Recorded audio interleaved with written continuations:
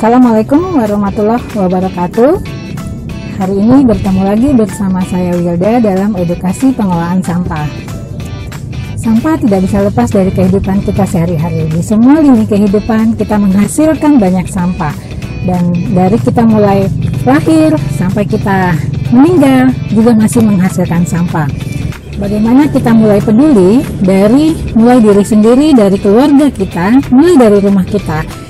Dan bagaimana bisa sampah terkelola dengan baik? Caranya gimana? Kita harus mulai memilah dari sumber.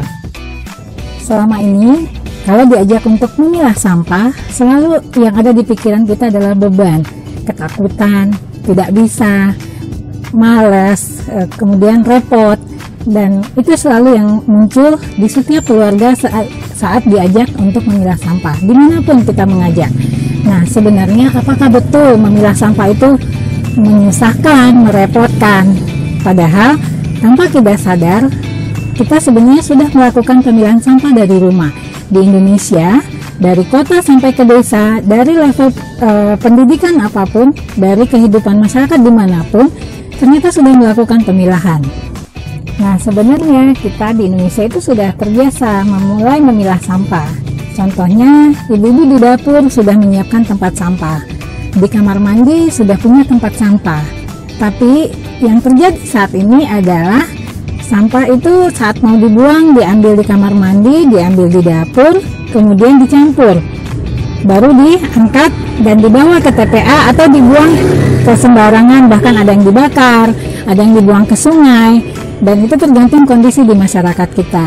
Nah, sekarang dimanapun kita berada, kita harus mulai lebih peduli terhadap sampah yang kita hasilkan di rumah tangga kita atau dimanapun kita berada.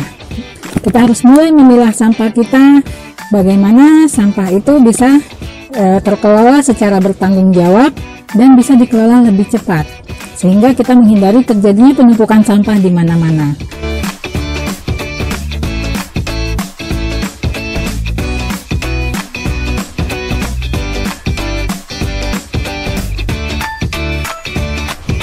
Setelah tahu cara memilah sampah, pasti kita semua mau melakukannya, karena kita semua bertanggung jawab terhadap lingkungan kita. Bagaimana kita semua bertanggung jawab terhadap penyelamatan bumi kita, terhadap pencemaran sampah. Nah, mari kita memulai dari diri sendiri, dari keluarga kita. Yuk, pilah sampah kita, kelola sampah kita.